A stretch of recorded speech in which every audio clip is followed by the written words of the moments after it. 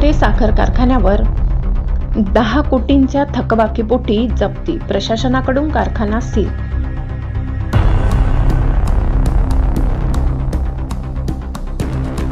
नवापूर तालुक्यातील डोकारे येथील आदिवासी सहकारी साखर कारखान्यावर 10,51,00,000 रुपयांचा कर्ज थकबाकीमुळे प्रशासनाने मंगळवारी दिनांक 24 मार्च रोजी जप्तीची मोठी कारवाई केली।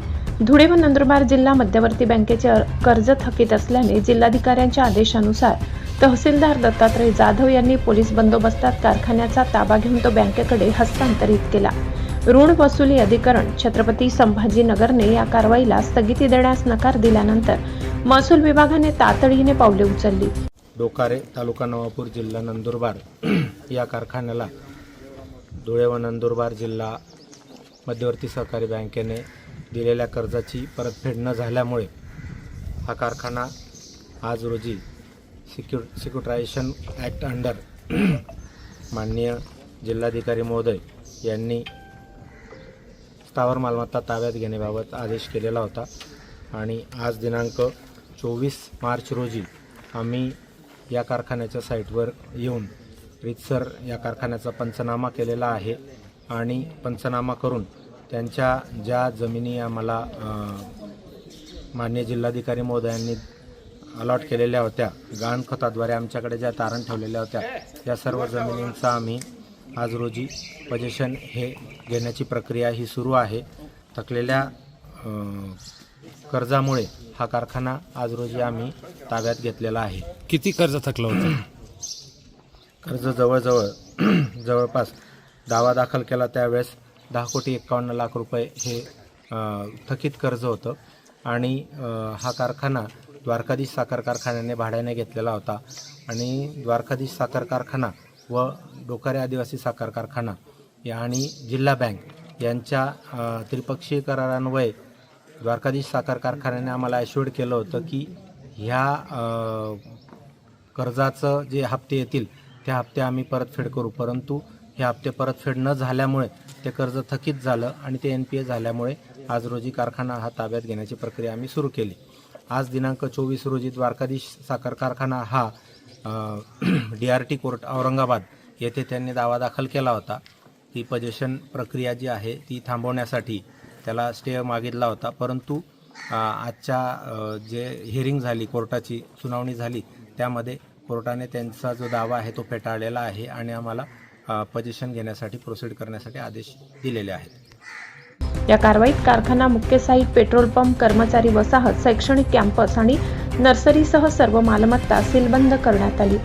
कारखान्याचे चेअरमन भारतभाऊ गावित यांनी सांगितले की भाडेपट्टीच्या करारानुसार देणी फेडण्याची जबाबदारी संबंधित संचालकांची होती, मात्र बैठकांना गैरहजर राहिल्याने आणि कारखाना बंद ठेवल्याने ही वेळ आली आहे।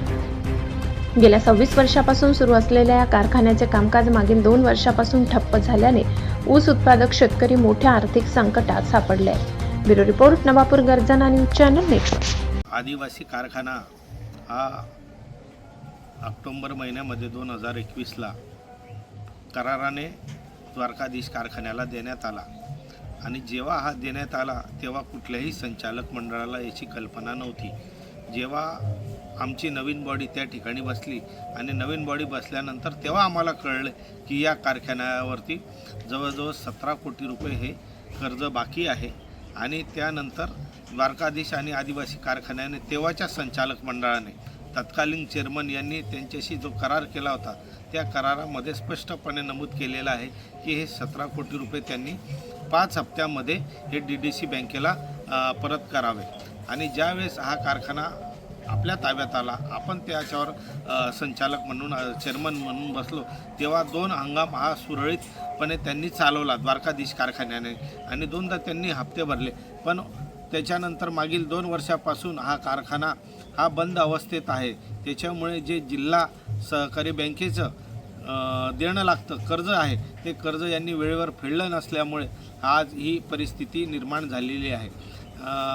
जे जिल्हा मध्यवर्ती बँकेचे DDC बँकेचे चेअरमन आहेत माननीय राजूबाबा कदमबांडे यांनी वेळोवेळी आम्हाला त्या संदर्भात पत्रही व्यवहार केला, स्वतः फोनवर बोलले, आमच्या मिटिंगा लावल्या, तिघी चारी मिटिंगाला मी स्वतः त्या ठिकाणी हजर होतो, पण द्वारकाधीश कारखान्याचे चेअरमन, त्यांचे संचालक कोणीही त्या ठिकाणी उपस्थित झाले नाही. त्याच्यामुळे आज ही वेळ आलेली आहे. त्याच्यामुळे जर त्यांनी सुरळीतपणे हा कारखाना चालवला असता, हंगाम चालवला असता, तर आज ही वेळ आली नसती.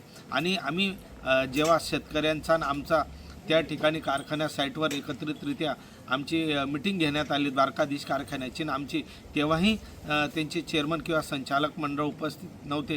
त्यांचे मुख्य शेतकी अधिकारी यांना त्या ठिकाणी पाठवून दिलं. त्यांना कुठलाही अधिकार नसताना त्या ठिकाणी त्यांना पाठवून दिलं. फक्त बघ्याची भूमिका त्यांनी घेतली. आम्ही त्यावेळेसही पोटतिडकीने सांगितलं की कारखाना चालवण्यासाठी द्वारकाधीश कारखाना हा असमर्थ असेल आदिवासी कारखाना चालवण्यासाठी, तर आमचं संचालक मंडळ तेव्हाही तयार होतं, आजही तयार आहे आणि उद्याही तयार आहे.